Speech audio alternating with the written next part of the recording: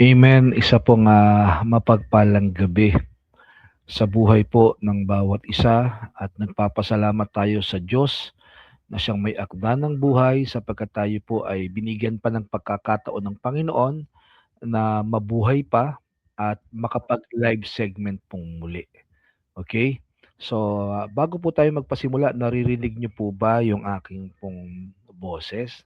Nawa ay napapakinggan niyo po si Pastor Joms at sa oras na ito, medyo tayo po ay magbibigay po muna ng tinatawag ditong updates, okay?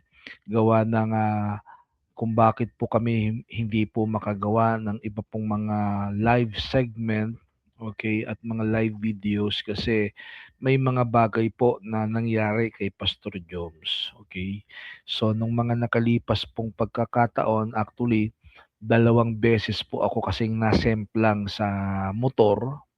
Yung una pong pagkakataon, tumama po yung aking pong balikat at muka sa simento kasi talaga pong madulas po dito sa aming pong lugar. Lalo pat madalas pong naulan dito po sa aming pong kinalalagyan. And then, ito pong yung recently, bago po sumapit yung bagong taon, nung nakalipas pong December, ay nadisgrasya pong muli kami.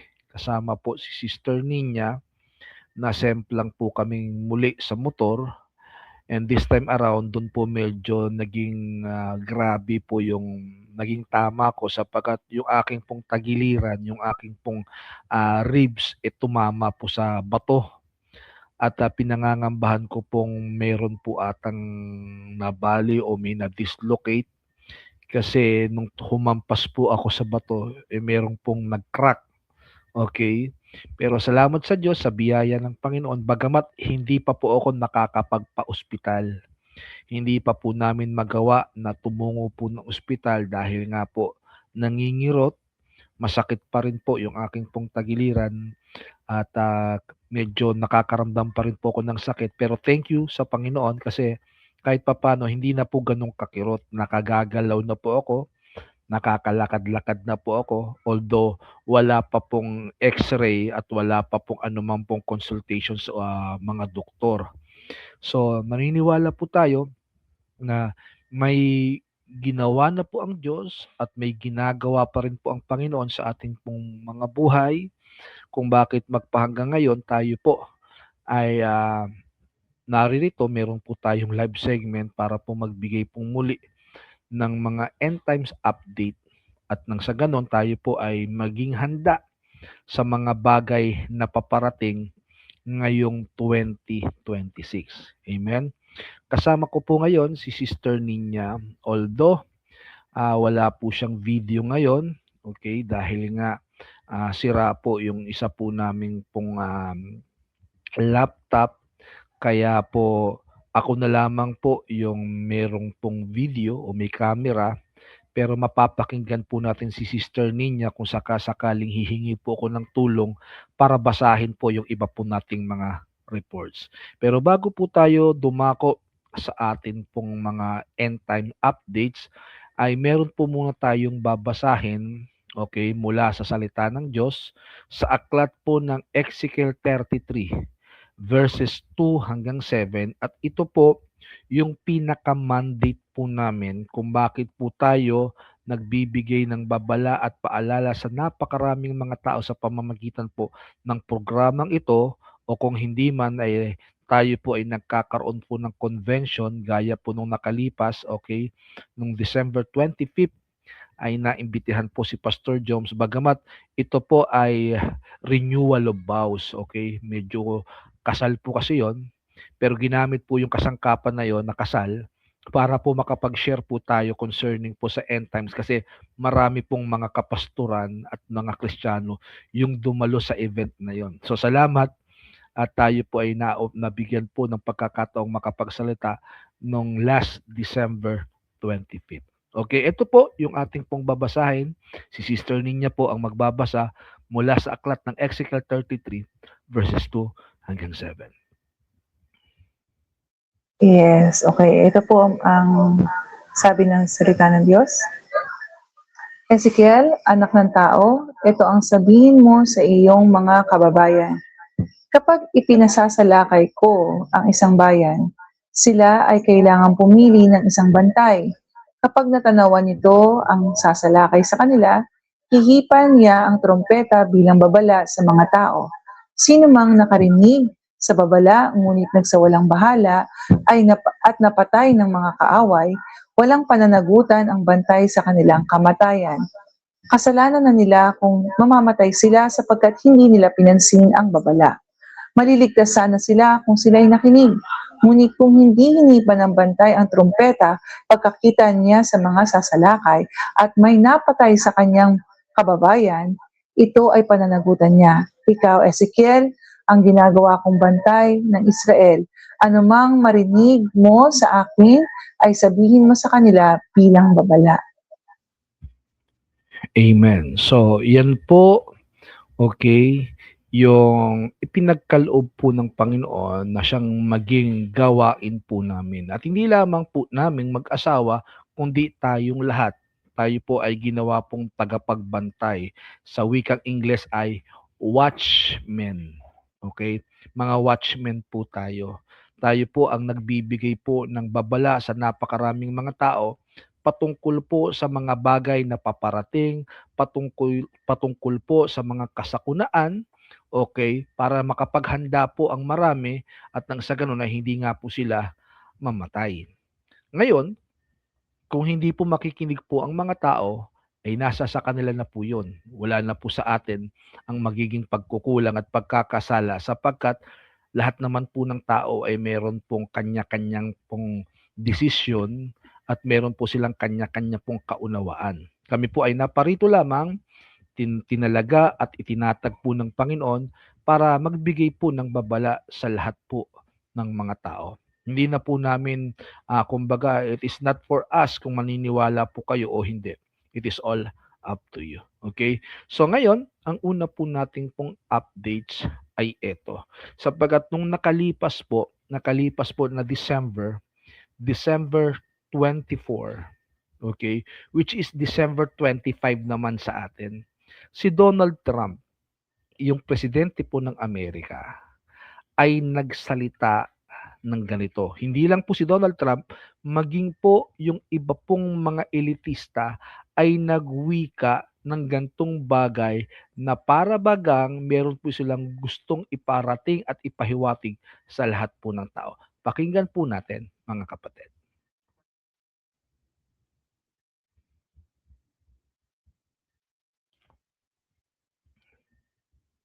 Okay, wait lang po. At ito na, yan. Folks, enjoy what may be your last Christmas.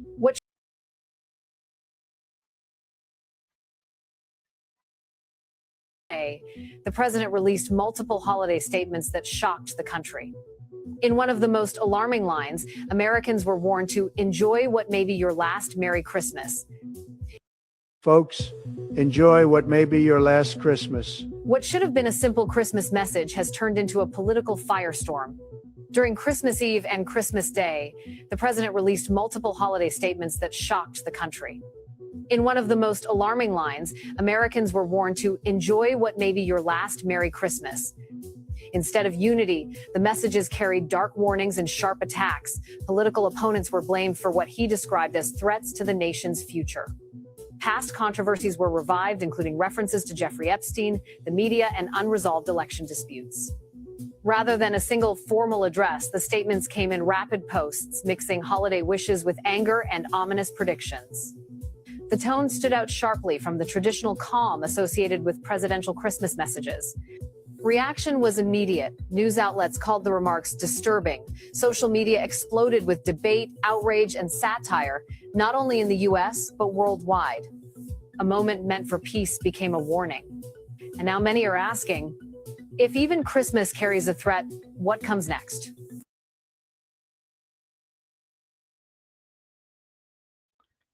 Okay, so yan po yung mensahe ni Donald Trump nung last December 24. At ayon sa kanya, marahil ito na raw po yung huling Christmas celebration na maaari po nating ma-celebrate. Okay? At marahil, wala na pong anumang Christmas celebration pang darating sa mga susunod na panahon at taon. Actually, hindi lamang po si Donald Trump ang nagsabi niyan. Ito po ay mga audio clips naman, mga kapatid, na kung saan sila man po ay nagpapahayag na marahil hindi lamang po magkakaroon ng huling Christmas, wala na rin daw pong election na mangyayari at magaganap. Ito po, panoorin o pakinggan po natin para po malaman po natin kung ano po yung nais pong ipaabot at iparating nito pong mga elitistang ito.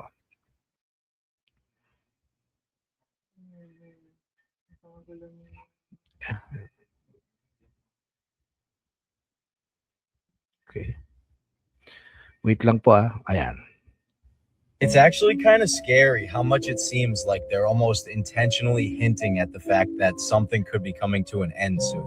Folks, enjoy what may be your last Christmas. Folks, enjoy what may be your last Christmas. Remember? This will be the last election. That's my prediction. This will be the last election. That's my prediction. And I'm not sure that you'll ever have another election in this country. Does that make sense? I don't think you're going to have another election in this country. If we don't win this election, I don't think you're going to have another election, or certainly not an election that's meaningful. If to do it anymore, 4 more years, you know what? It'll be fixed. It'll be fine. You won't have to vote anymore, my beautiful Christians. I love you, Christians. I'm a Christian. Like, we've been feeling like something just isn't right. And then they just keep hinting at things like they know something that we don't. And the thing he said on Christmas, that's what really got me thinking. Why would he just say, enjoy it, this may be your last Christmas?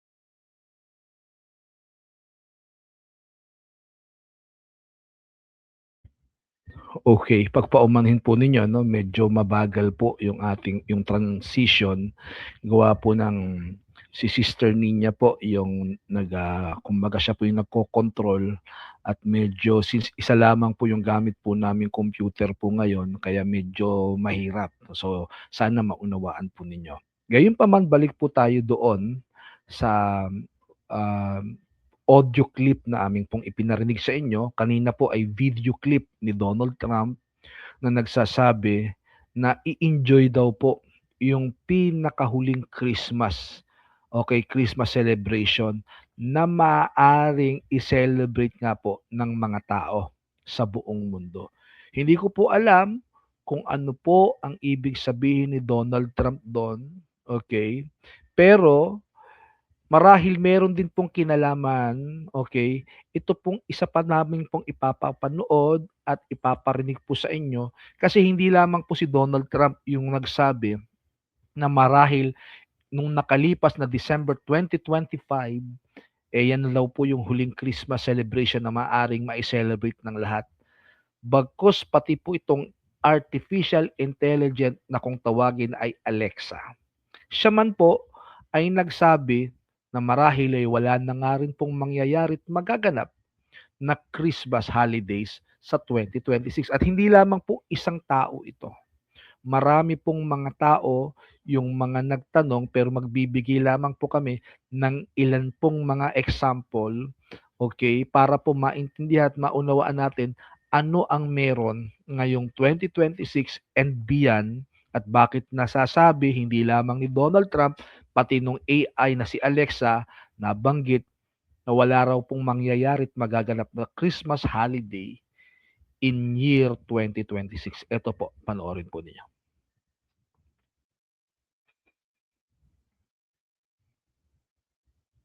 Alexa, how many days until Christmas 2026? There aren't any Christmas holidays in 2026. Ayan, yan po yung una. Ito pa po. Wait lang po, medyo mabagal lang po dahil isa lang pong computer yung ginagamit namin ngayon.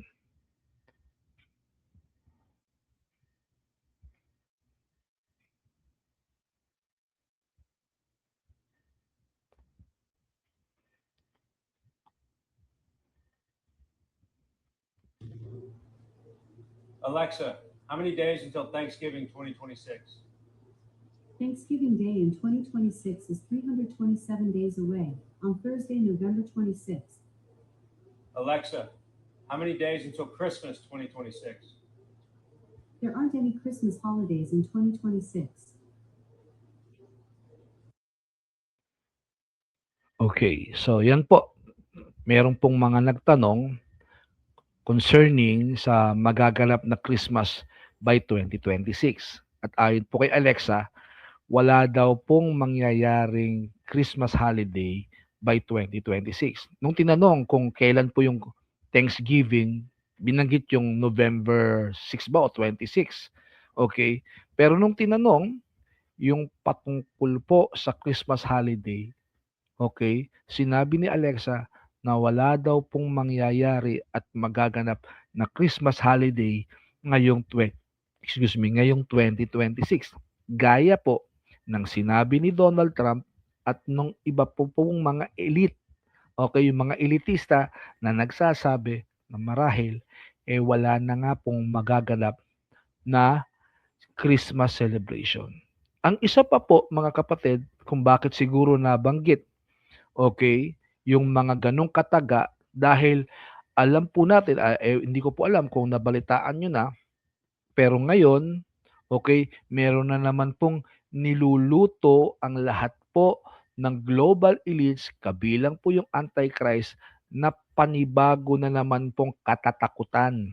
Ano po yun? Sila na naman po ay nagpapalabas at sila po ay nagsasabi na meron na raw po, okay, na super flu. Okay? Sa katotohanan, sa lugar nga po ng New York, yung mga ospital po doon ay puno. Dahil marami po ang naaapektuhan at nagkakasakit ng tinatawag na super flu. To the point na yung mga pasyente po ay sumusuka ng kulay dilaw. Hindi po ito namimidya, hindi po ito na ipapaabot, okay, sa mainstream media para hindi po magkaroon ng global panic. Pero yun po yung katotohanan. Bakit? Meron na naman po silang niluluto dahil gusto po nila na ang lahat po ng tao ay malagyan ng MOTV vax, okay? At masiguro na talagang totally completely yung mga DNA ng mga tao ay tuluyan na pong mabago. Ito po yung aming pong report at babasahin po ni Sister Nina. Ito po ay sa UK, Pastor. Ang sabi po dito, flu patients numbers in English hospitals fall for second straight.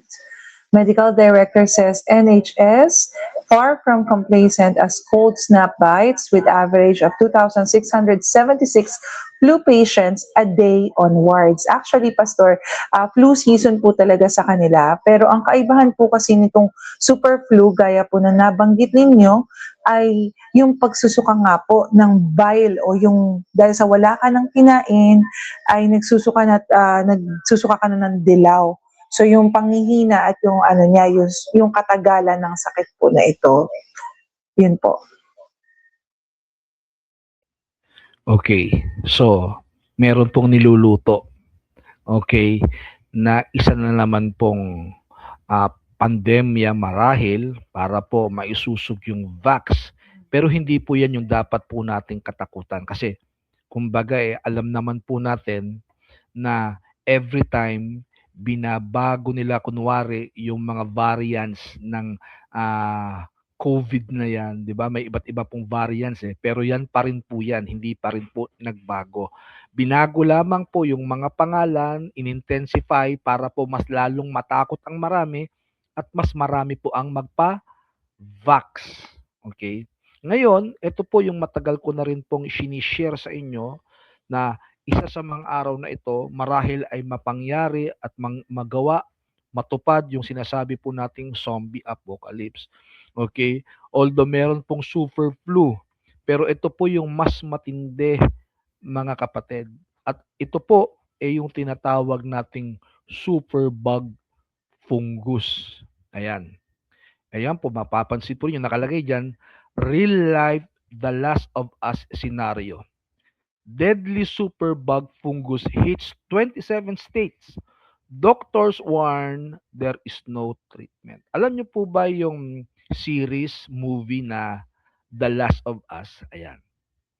Ito pong The Last of Us, ito po'y patungkol sa pagkakaroon po ng post-apocalyptic event na kung tawagin nga natin ay zombie apocalypse. Okay? Na-zombify po yung napakaraming mga tao sa buong mundo kung inyo pong napanood yung series na yan dahil po nagkaroon po ng tinatawag na fungus.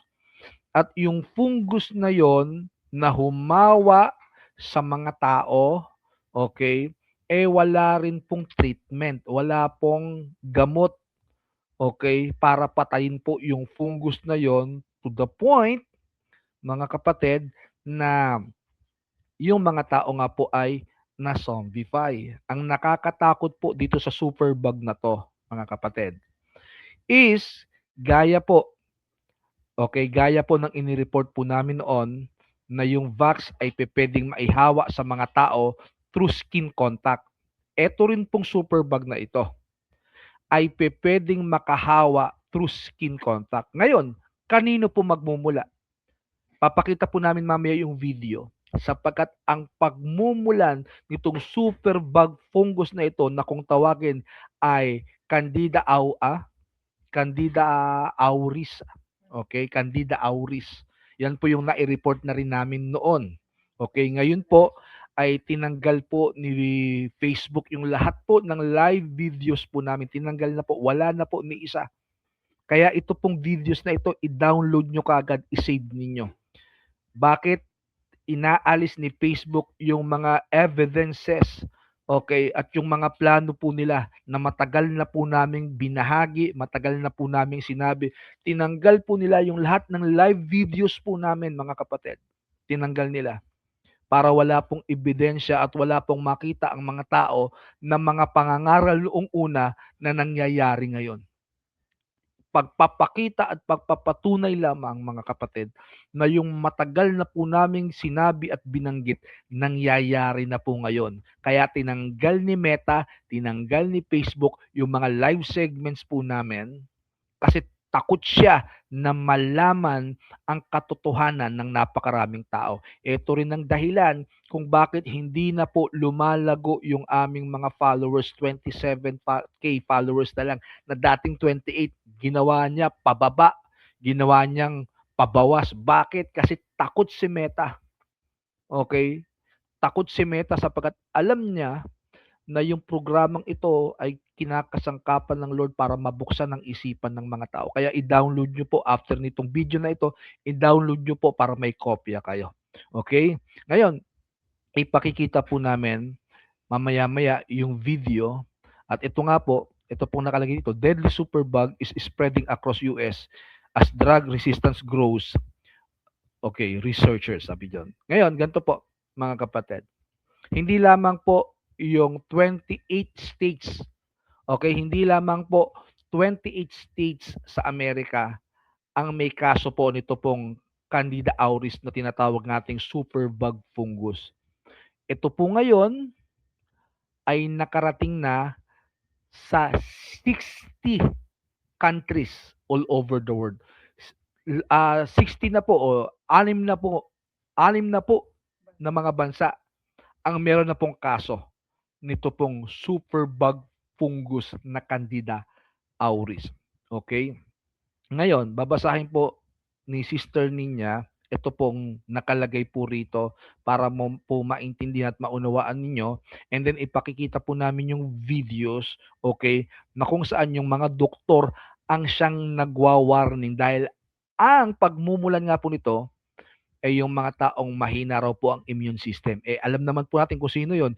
Yun po ay yung mga taong tumanggap ng Mark of the Beast vax. Sapagkat yung vax, tinatanggal, inaalis yung immune system, tiniturn off yung immune system ng tao sa katawan.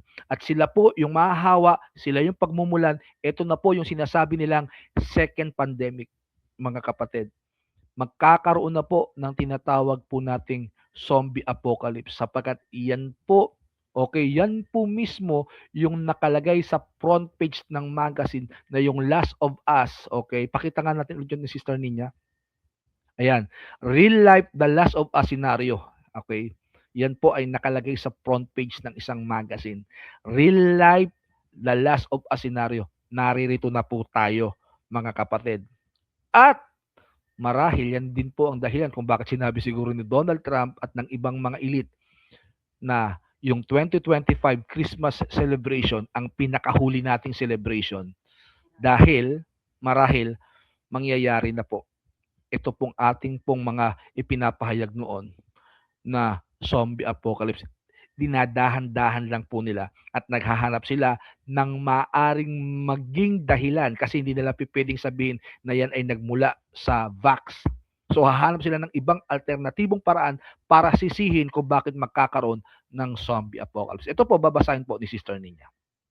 Yes, ito po ang pagkakasabi ng report. Candida auris is a drug-resistant fungus spreading in hospitals worldwide. It was first identified in 2009 from a patient's ear sample in Japan. Candida auris has since spread to dozens of countries, including the US. So since 2009 pa pala ito, Pastor, ano po? Where outbreaks have forced some hospital intensive care units to shut down, according to the researchers. The fungus poses the greatest risk to people who are already critically ill, particularly those on ventilators or with weakened immune systems. Once infected, about half of patients may die, according to some estimates. Unlike many other fungi, Candida auris can survive on human skin and cling to hospital surfaces and medical equipments, allowing it to spread easily in healthcare settings. Ayan. So makikita po natin, actually ayon nga po sa mga doktor, meron daw pong 30 to 60%, okay, na maaaring maging ang tawag dito ikamatay. Yun po yung percentage na maaaring mamatay po ang isa pong tao. Ito po, ipakikita po namin yung video at dito po mauunawaan at malalaman po natin, mga kapatid, na ito na po yung marahil panahon, okay, na kung saan yung mga bagay na sinasabi din po ng Biblia ay marahil mangyari na po at maganap. Okay, panoorin po ninyo. Thank you. The CDC is sounding the alarm, meanwhile, over a deadly fungus with super spores that have evolved to survive the human body's attempts to kill it, and it's showing up in hospitals nationwide. That's terrifying. Dr. Mark Siegel is here, NYU Langone medical professor and a Fox News contributor. What do we need to know about this, doctor? Nice to see you, Sandra. It's called Candida auris, and it's been around for years, but the problem is it's growing and spreading. And over the last 3 years, over the course of the pandemic, it's tripled to expected 2,500 cases in 2022. Here's the problem. It's increasing drug resistance. As you just said, it spreads in hospitals and nursing homes. Not going to bother you if you're healthy, but if you're immunocompromised or you're in that hospital for a chronic illness or an acute illness, it can get you pretty sick. And if it gets you sick, it's got a 30 to 60% death rate, which is what's really concerning. And again, growing drug resistance has what's put the CDC on guard here and on alarm. And we have new antifungal treatments happening, Sandra, but they're only in the pipeline. Now, I want to say one thing reassuring. It does not do well with warm-blooded creatures like humans. Fungi do extremely well with cold-blooded creatures. That's why you see that ant disease, the zombie ant fungi spreading, and they talked about that in The Last of Us on HBO Max. Huge response to that, but that is not going to get humans unless it mutates. This will be controlled by our immune system, by us being warm-blooded, because again, fungi like cold-blooded, and by emerging treatments. However, mutations worry me, and also what is being done in the lab worries me. So I know a few people who might qualify as cold-blooded individuals, Doc, but you say that this has got a 30 to 60% death rate if you get it. If you get it, how do you treat it if it's that drug resistant?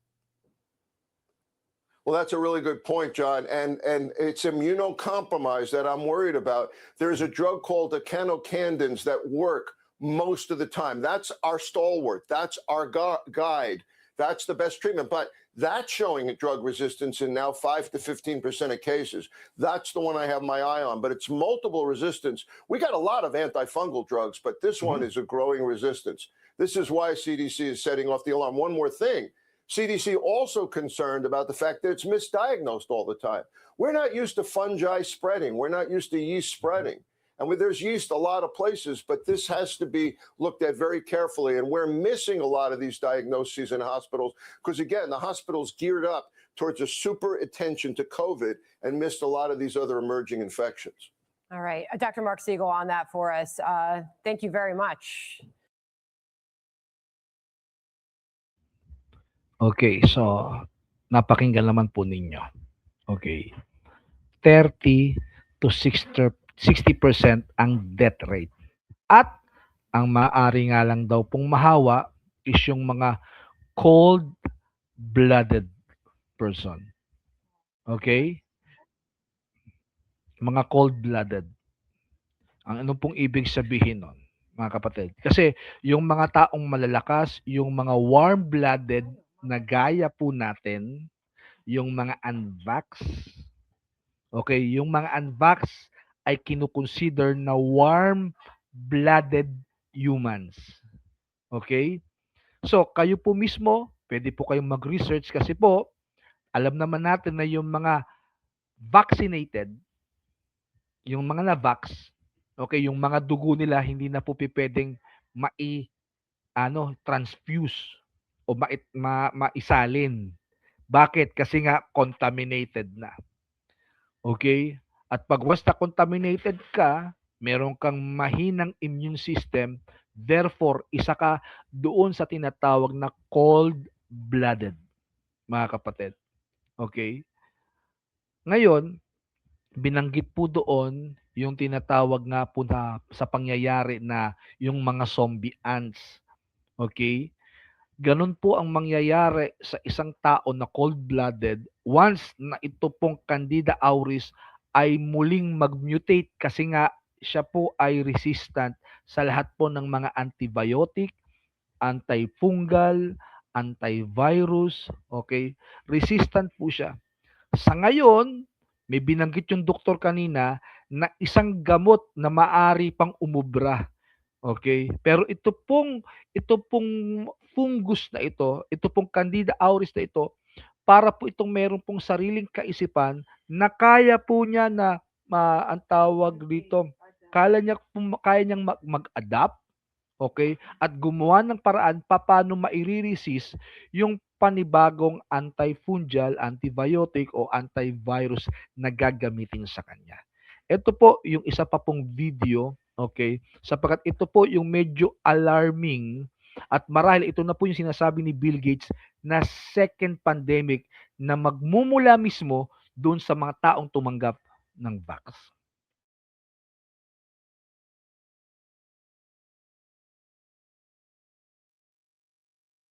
Seems like yesterday, or to some a lifetime ago, but 6 years ago, an alert from Wuhan in China quietly flashed across the world.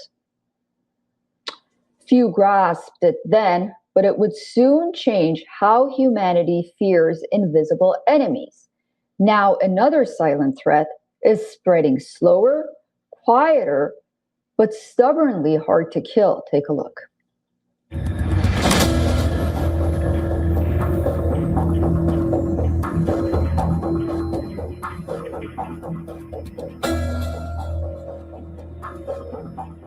Six years ago today, the world first heard of a mysterious virus emerging from Wuhan. Back then, it sounded distant, contained, almost abstract.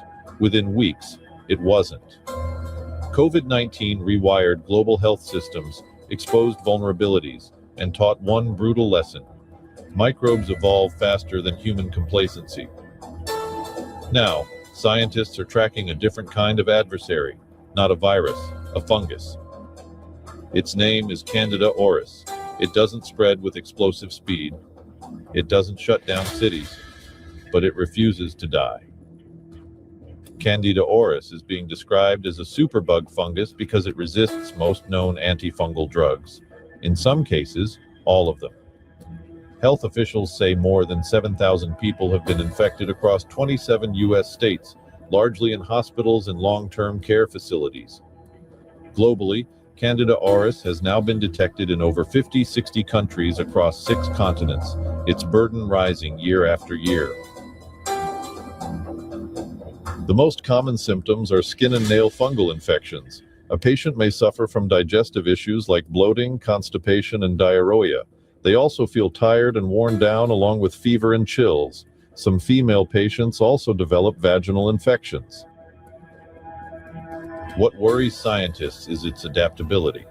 Candida auris appears to be learning, mutating, outsmarting drugs faster than new treatments can be developed. Climate change, global travel, and crowded hospitals may all be helping it spread.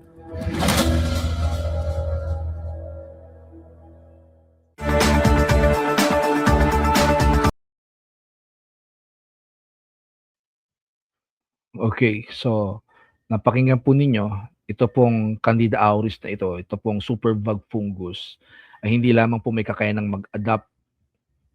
Meron po siyang parang intellectual kung paano po niya ma-outsmart yung mga ginagamit na antifungal, antibiotic, antivirus po sa kanya.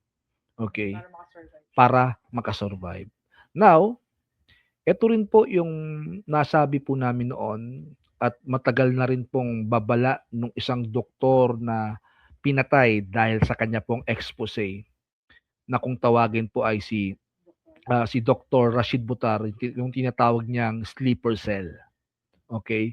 Yung sleeper cell na yan marahil ay unti-unti na po, okay, na-activate kung bakit yung mga tao ay masozombify sa mga susunod na panahon at meron po silang ginawang kaparaanan para po ma-justify nila yung pagkakaroon ng zombification at inahalimbawa nga dyan yung series na The Last of Us at ang ginawa po nilang pinaka-scapegoat ito pong superbug fungus na Candida auris, which is alam natin na yan po isang malaking kasinungalingan dahil yan po ay talagang mutation mula doon sa vaccine na tinanggap ng napakaraming mga tao.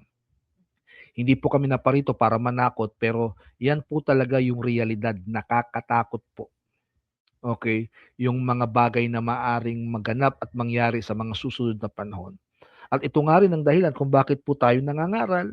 Sinasabihan din natin yung mga taong tumanggap ng vaccine na magsisi, okay, manalangin, manumbalik ng loob sa Panginoon, magbalik loob sa Diyos. Marahil makakasangkapan ng kanilang katawan, pero at least yung kanilang kaluluwa at espiritu ay maliligtas. Okay? Kasi yan na po kasi ang bunga ng naging maling desisyon ng napakaraming tao. Okay? Kumbaga hindi po ma-direct ng mga doktor yung pinaka dahilan. Pero sinasabi nila, okay, na yung mga cold-blooded, sila po yung mahahawa nitong superbug fungus na ito. Okay? So, iyan po mga kapatid, ang isa po sa marahil na dahilan kung bakit sinabi ni Donald Trump at maging nung ibang mga elitista, even si Alexa, nagsabi na baka wala na tayong Christmas celebration mangyayari at magaganap this 2026 dahil nga baka nga po hindi na rin tayo magawang makalabas pa. Hindi na tayo magawang makapag-celebrate pa kung magkakaroon po ng zombie apocalypse, okay, sa mga susunod na panahon, mga kapatid. Okay? Kaya maging maingat po tayo. Ngayon, tuloy po tayo dahil nga marami pa po tayong marami pa po tayong mga updates na gusto po naming i-share sa inyo. Maalala po ninyo, meron po kaming naging live video na kung tawagin ay Pelekaras. Okay? Na dinilit din po ni Facebook. Ano po itong Pelekaras na ito? Ito po yung mga so-called demonic alien na nag-a-abduct ng mga tao. Kinukuha po nila yung mga muka. Okay? Tinatanggalan po ng muka. Okay? Gamit po yung laser at marahil yung mukha na yon, yun po yung isinusuot nila para magpanggap Okay, para magpanggap na sila yung tao na yon. Okay? Yan po ay sa lugar po ng Peru. Sa Peru po yan nangyari at naganap at meron nga sana silang gustong i-abduct na isang 15 years old na babae pero nakatakas. Okay? At ang ginawa nga po ng mga taga-baryong naroroon, nagsikuha sila ng mga sandata, ng mga baril, ng mga itak at ang ginawa nila sinugod nila yung dalawang alien pero hindi daw po tinatablan ng bala. Ngayon, bakit ko po nabanggit ito? Kasi meron pong ganito pong pangyayari na sinasabi ng maraming AI apps. Okay? I believe hindi po ito AI apps. Ito po marahil yung mga itsura ng mga demonic entities ngayon na kunwari gumagamit ng AI apps para pagtakpan kung ano talaga yung kanila pong mga anyo at itsura. Okay? At kung bakit ko po nabanggit yung Pelekara, kasi nga ito pong mangyayaring ito, up down, na pinupulit nila yung kanilang mga muka para ipakita kung sino talaga sila. Okay? Naalala nyo rin po yung demonic face syndrome na in-expose namin. 'Di ba? Na nagugulat po yung mga tao, nakikita nila yung kanila pong mga katabi, yung kanila pong mga katrabaho, kaeskwela, na nagbabago ng itsura at nagmumukha pong mga alien o mga demonyo. Ngayon po, lantaran na po nilang inihahayag kung sino sila. At sila po'y gumagamit kunwari ng tinatawag na alien AI apps para itago talaga, kunwari, siguro yun ay apps lang, pero yun po ang totoo nilang mga anyo. Ito po, panoorin po ninyo, mga kapatid. May dagdag ko lang po, Pastor, kasi I'm not really sure, pero meron po kasi daw option sa TikTok na kung saan yung kapag ka AI, makikita nyo po kasi sa video sa baba, ano nakalagay doon, AI info. Pero merong option sa TikTok na pwedeng i-click yon na kung saan magmumukha siyang AI pero hindi siya AI. So it might be, hindi naman namin sinasabing ito na talaga yon, pero it might be na ginagawa nila itong pantakip. Tama po ba sa katotohanan or to blur the line between AI or illusion and reality, di po ba? So ito po yung AI na video na papanood po namin sa inyo, ipupull up ko lamang po, para na sa ganun makita nyo kung ano ba itong video na ito. At magkaroon kayo ng idea kasi 'di ba even sa Simpsons na nakikita natin itong ganitong klase na predictive programming na kung saan yung mga global leaders ay mga alien entities na naka-maskara lamang. So panoorin po natin itong video na ito.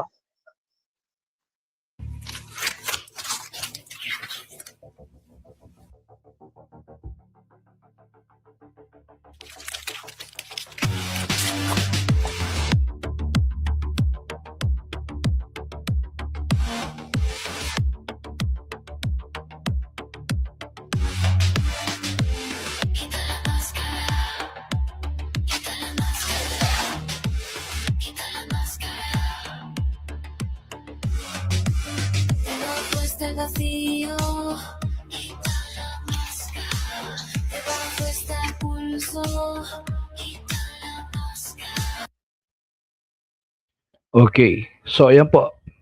Sinasabi nila AI daw yan. Mukha bang AI? Mukha po bang AI? Kung ako po tatanungin, in my opinion, hindi po siya mukhang AI. Gaya po ng sinabi ni Sister Ninya, may option yon. Although, yun po yung realidad, pwede mong pindutin yung word na AI para, kunwari, ipalabas na AI yon. Pero kayo po, sa tingin ninyo, kayo po ang humatol at humusga kung yan po ba ay AI o kung talagang sila yan at nagkukunwari lang kunwari na AI para lituhin tayo, pero yan talaga ang tunay nilang mga anyo at yung mga mukha na yon ay kinuha nila sa mga taong pinatay nila na yun talaga ang itsura at yun po yung kinabit nila sa kanilang mga sarili para magmukha yung sila. Okay? Nandito na po tayo sa huling panahon. Mga kapatid, kaya maging maingat po tayo. Okay?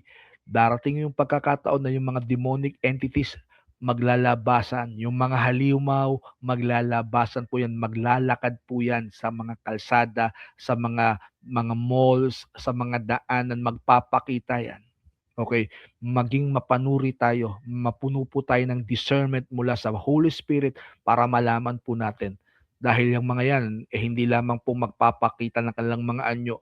Sa susunod, papatay at kakain po yan ng mga tao. Okay? Ngayon, tuloy po tayo. Magdagdag lang ako, Pastor. Maalala ko po yung movie na Vampire Diaries na kung saan yung mga vampira ay nagpapanggap na mga tao sa teatro at sila na mga tao doon ay ang piniplay nila ay vampire. So parang ganito rin yung ginagawa siguro ng mga ito na nakikihalubilo na ngayon sa mga sangkatauhan na kung saan nagpapanggap silang tao and they play like vampire. Pero yun talaga yung katotohanan na sila nga talaga yun. Ano po? Gaya ng sinasabi sa Daniel chapter 2, 42 to 43, pwede ba nating basahin? Daniel chapter 2, 42 to 43, meron po kasing prophecy na ganito. Okay? Okay? Na English, siguro sa wikang English, para nang sa ganun, malaman po ng mga tao yung pinaka-word na gusto kong ipaabot sa aklat ng Daniel chapter 2, verses 42 hanggang 43. Okay? Tingnan po ninyo yung nakalagay po rito. 42 to 43. Okay? Ang sabi po dyan, and as the toes of the feet were partly iron and partly of clay, so the kingdom shall be partly strong and partly fragile. As you saw iron mixed with ceramic clay, they will mingle. They will mingle with the seed of men, but they will not adhere to one another, just as iron does not mix with clay. Nakikihalubilo po sila sa mga tao. Okay? Magkakaroon po ng mixing of genes. Makikihalubilo sila pero hindi po magtatagal yung pakikihalubilo na yon dahil nga mauunawaan, malalaman at i-expose po natin sila para malaman po ng mga tao na itong mga demonic entities na ito na nag-aanyong tao mga halimaw mula po sa impyerno. Amen. So maging maingat po tayo. Okay? Now, tuloy po tayo mga kapatid. Ngayon, nabalitaan po natin na nung nakalipas pong araw, ay binomba ng Amerika ang Venezuela. Nabanggit ko po sa mga nakalipas din pong live videos na binura ni Facebook na ang pinakadahilan yung drug cartel. Pero ngayon, mas naalaman ko at naunawaan ko ang pinakadahilan bakit binomba ng Amerika ang Venezuela. Una, of course, yung Venezuela po ay meron pong deposito po ng oil. Sila po ay meron pong malaking deposito ng langis. Okay? Pero hindi po yun yung pinaka-main reason bakit inatake ng Amerika ang Venezuela. Gusto niyo po bang malaman? Magugulat po kayo kasi hindi po ito na i-share sa iba. Meron po tayong leak information na ang pinakadahilan bakit binomba ng Amerika ang Venezuela sapagkat sa Venezuela po, sa lugar po ng Trinidad ay meron pong underworld city at doon sa underworld city according sa leak information ay may namamalagi na isang Leviathan dragon na gustong kontrolin, gusto po na kunin po ng Amerika. Kung paano ginera po nila yung Iraq noong 1990s na akala po natin ang dahilan ay dahil sa masama si Saddam Hussein. No. Ang reason din bakit ginera ng Amerika ang Iraq sapagkat gusto po nilang kunin yung ancient portal na nasa Iraq. Ngayon naman, ang gusto po nilang mahawakan, ang gusto nilang makuha ay yung Leviathan dragon na napakalaki na nakatira po sa tinatawag na underworld city na nasa Trinidad, Venezuela. Yan po ang pinakadahilan. Okay? Ngayon, si Sister Ninya po ay magbibigay din po ng kanyang pong opinion. Yes, Pastor. Actually, kung matatandaan niyo po yung mga sundalo na pinadala sa isang lugar at na-meet nila yung giant of Kandahar. Oo. Ayun. Yun po ay sa ano ba to? Afghanistan.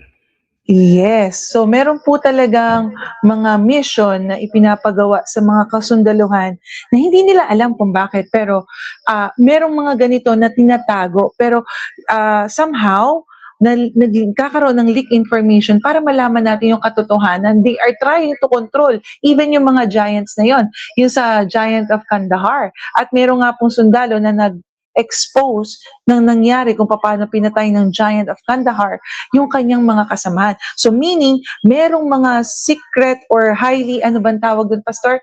Sa mga project na yon, highly confidential. Yeah, confidential mission na kung saan akala natin ay regular na gera lang, pero there were something na gusto nilang kontrolin, power that they are going to need. Maybe they are trying to control that power para sa pag-rise ng Antichrist. Isa pa po. Okay, 3i Atlas po tayo. Akala po kasi ng marami, okay na po yung 3i Atlas. No. Alam niyo po ba? Okay, hindi po ito nababanggit sa ibang mga reports. Pero nung dumating po ito nung December 19, okay, pinakamalapit po sa Earth, okay, meron po siyang nirelease na bahagi, meron po siyang nirelease, kaya po ang natira sa 3i Atlas nung siya po ay tawag rito lumipad after po ng December 19, kalahati na lamang po ang natira sa kanya, sapagat yung kalahati ay iniwan niya po sa moon. Okay, ngayon meron pong leak report sa lugar po ng Jamaica. Okay? Sa lugar po ng Jamaica, mga kapatid, nagkaroon po ng parang dark clouds to the point na tinakpan po yung araw. Naging madilim sa lugar po ng Amerika sapagkat nagulat sila, meron pong dark clouds na tumakip sa araw. Okay? And then after that event, meron pong nag-jam. Okay, may nag-hack sa mga cellphones ng mga taga-Jamaicans at meron pong mga voice messages na nagsasabi, "We are the Anunnakis and we are now here to save humanities." Okay? The war has already started. Sabi niya, yun po yung sinabi noon bago po magpasabog si Donald Trump ng bomba sa Venezuela. Okay? Isang araw bago magpasabog ng bomba si Donald Trump sa Venezuela, na-hack, okay? O meron pong voice message na naglitawan, naglabasan sa lahat po ng mga cellphones ng mga taga-Jamaica at meron pong message na sila daw yung mga Anunnaki at naparito sila para po iligtas daw po yung mga tao. Okay? Ngayon, ang tanong, talaga bang nakaalis na yung 3i Atlas? Yan po ang isang misteryo na dapat pa po nating alamin ng mas malalim kasi sooner or later, magugulat po tayo, magpapakita sila. Kaya nga po ito pong pinakita namin kanina na video apps, yung AI apps ng mga kunwari aliens, malamang sila na po yan Naririto na po sila. Hindi pa lang nila kayang i-expose ang kanilang mga sarili sapagkat syempre nga, magugulat ang marami. Kumbaga, dinadahan-dahan po nila. Pero marahil, naririto na po sila, ayon po dun sa report namin nung una, na nagbukas po yung CERN ng portal at yung nga pong mga demonic reptilians na demonic alien kuno, nakapasok po dun sa portal na yon. Okay? Now, tuloy po tayo mga kapatid. Ano lang, Pastor, dagdag ko lang, nabanggit niyo po kasi yung regarding sa CERN.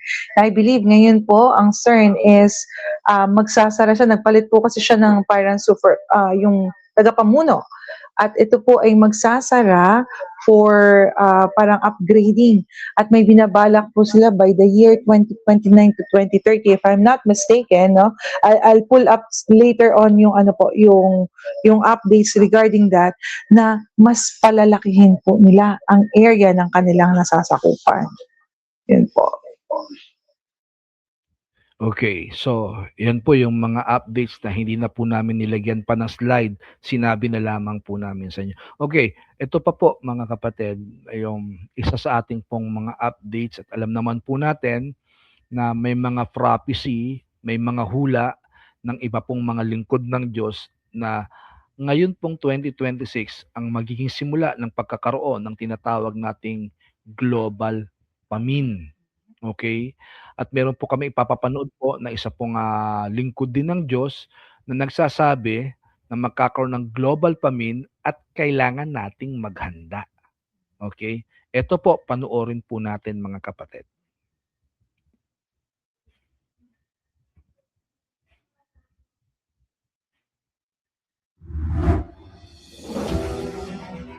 I want to bring to you this message from God Almighty. Another hunger is coming. Another famine is coming. And this is going to be worldwide. A situation where you will go to the supermarket to buy things. And the supermarket shelves will be empty. You will not be able to provide for your family. And what will you do then? This message is for children of God all over the world. Prepare for famine and hunger. Prepare for food scarcity, a situation where there will not be much food. And if there is any, it will become too expensive. And I prayed to God about it. And I said, God, okay, this is coming. What can we do? God said, look at what Joseph did. Look at how he prepared. He had a plan. And I said, God, what can we do today? And God said that every church around the world, including our church here, it doesn't matter which denomination, whether you are Protestants, or you are evangelical, or you are Pentecostal, or you are Orthodox, or you are Catholic, whatever kind of church, as long as you are church and you believe in Jesus Christ, that is the Son of God, God the Father, and God the Holy Spirit, every church must have its community farm. So of course somebody can say, no, I don't want community, I want to be on my own. Okay, if you do farm on your own, where will you do the farm? How much can you spend in building that farm on your own? And how much can you prepare when you are alone? Because we live in a generation that people today do not know anything about farming. So the church should build a farm whereby all the members of the church should have that freedom to come and assist and build this farm and make it work. So every church must acquire a land. That piece of land ideally must not be inside the city, because if the city do not have food to eat, where will they run to? To your farm that is in the city, the one that is closer to them. So if you take note of what Joseph did, it says in verse 48, Joseph collected all the food produced in those 7 years of abundance in Egypt and stored it in the cities. In each city, he put the food grown in the fields surrounding it. So there is wisdom of God here that we are to take. It has to be outside the city, nearby the city, or further away. The further you are, the better it is. And there, after you get the land, the piece of land, you start building a system. What kind of system is this? A system of self-sustainability. If a major event is to happen today, let's say electricity goes off. If electricity goes off, water goes off. So there is no light, there is no water. How will you survive? All the food you have in your fridge, within 1 or 2 days, they will spoil all of them. So the church, the people of God, should do something about it and plan towards the future. There is still time. I'm telling you this now because there is still time to prepare. There is something you can do about it to prepare, so that when it happens, you will know how to handle it. So in that land. Okay. So yan po, napakinggan po ninyo. Okay. Now, hindi po yan yung kay Perez ND kasi nagsimula na rin po akong mag-unfollow kay Perez ND simula nung sinabi niya na hindi daw mark of the beast yung vax. At dahil doon, medyo napaisip ako kasi medyo pabago-bago na yung kanyang prophecy. Nag-prophesy siya na magkakaroon daw ng Godzilla yung Italy. And then sumunod, after ng Godzilla, gorilla naman. So ano ba to? King Kong versus Godzilla ba yung nakikita niya doon sa Italy mangyayari? So parang hindi ko po siya gina-judge, no, pero medyo nag-aalangan ako. Lalo na meron siyang isang major prophecy na 'pag hindi nangyari, I would suggest i-unfollow niyo na siya kasi sabi niya, this January, si President Bongbong Marcos daw ay maaaresto, mahuhuli. Eh, tingnan na lang po natin. Okay? Kasi 'pag hindi nangyari yan yung medyo delikado. Okay? Hindi ko po kayo sinasabihang mag-unfollow ngayon sa kanya, pero 'pag hindi nangyari yung prophecy niya na mahuhuli at makukulong si President Marcos this January, may mag-isip-isip na rin po tayo. Okay? So, ngayon, doon po sa pinakita naming video, kinakailangan natin pong maging preparado gaya po ni Joseph. Bago po magkaroon ng global famine for 7 years, nagkaroon po muna ng 7 years prosperity. And from that prosperity, siya po ay nag-ipon at nag-imbak ng marami pong pagkain para hindi lang yung kanyang bansa, yung kanyang bayan ay makasurvive, maging pagpapala rin siya sa buong mundo. So diyan makikita po ninyo na ito rin po yung dahilan bakit tayo sinasabihan ng Lord na tumungo ng bundok, tumungo ng kabukiran, sapagkat diyan po yung magiging lugar para ma-sustain po natin hindi lang yung ating mga sarili, kundi higit sa lahat maging yung ating pong pamilya at yung mga kapatiran po natin sa church. So siguro unti-unti nyo na pong nauunawaan bakit po sinasabi ni Pastor at kung bakit po kami ngayon naririto sa kabundukan medyo mahirap dahil yan po ay utos at panawagan po ng Panginoon na kami po ay tumungo na rito, idagdag pang hindi madali ang maghanda. Okay? It takes time bago po tayo makapagtanim at makapag-harvest ng tanim. So kung hindi natin sisimulan ngayon, sabi po nung pastor kanina, okay, kung ano man yung nai-imbak mo sa refrigerator, mauubos yun, mabubulok yun, at hindi ka tatagal. Okay? At pag nangyari yon, of course, wala kang ibang sisisihin kundi yung sarili mo. Kung halimbawang pinuntahan mo yung mga kapatiran at hindi rin sila nakapagbigay sa'yo, eh sisisihin mo yung sarili mo. Okay? Kaya nga ngayon pa lang, maghanda. Okay? Makipag-ugnayan po kayo sa inyo pong mga churches para po sa gagawin po ninyong paghahanda. Okay? Ngayon, so iyan po yung mga possible na maaaring mangyari by 2026 and beyond. Now, ang tanong, ano pong dapat nating gawin bilang mga anak ng Diyos? Meron pong pangako ang Panginoon. Gaya po ng sinabi ko, hindi po natin kinakailangang matakot sapagkat meron pong pangako ang Diyos at ito pong pangakong ito, kung ating pong gagamitin sa isang matalinong pamamaraan, ay magiging epektibo po para sa atin. Okay? Ano pong sabi ng Joshua chapter 1 verse 9? Ito pong sabi ng Bible, tandaan mo ang bilin ko, magpakatatag ka at lakasan mo ang iyong loob. Huwag kang matatakot o mawawalan ng pag-asa sapagkat akong si Yahweh na iyong Diyos ay kasama mo saan ka man magpunta. So wag daw po tayong panghinaan ng loob. Wag tayong matakot. Okay, magpakatatag tayo at lakasan ang ating mga kalooban sapagkat kasama natin ang Lord. So kung kasama mo ang Panginoon, ang Diyos din po ang gagawa ng kaparaanan para i-provide yung lahat po ng ating pangangailangan. Isa pa po, Revelation chapter 3 verse 10. Sabi po ng Bible ganito, sapagkat tinupad mo ang aking utos na magtiis, iingatan naman kita sa panahon ng pagsubok na darating sa lahat ng tao sa buong daigdig. Yung pagsubok po na yan po ay Great Tribulation. Yan po ay patungkol sa Great Tribulation, mga kapatid. At tayo nga, gaya ng sinabi ko noong una, nakapasok na po tayo sa Great Tribulation. Okay? At since tayo po ay nasa unang bahagi na ng Great Tribulation, unti-unti na po nating nararamdaman, okay, yung mga kapighatian, abay lalo po tayong maging handa. Hindi lamang po physically, of course, spiritually.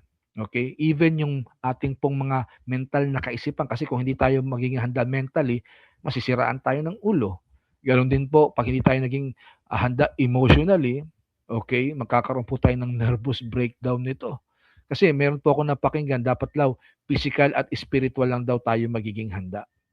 Eh kasama nga sa physical, yung maging handa ka mental at emotional. Kasi kasama yun sa physical. Okay? Meron naman nagsasabi, kailangan daw spiritual lang tayo maganda. Eh kung ganun, wag ka na magtrabaho, wag ka na kumain, pakainin mo na lang yung espiritu mo. Kung halimbawang ganun. Kasi ang dami pong mga tao, masyado pong mga ipokrito. At marami pong mga tao mangmang. Okay?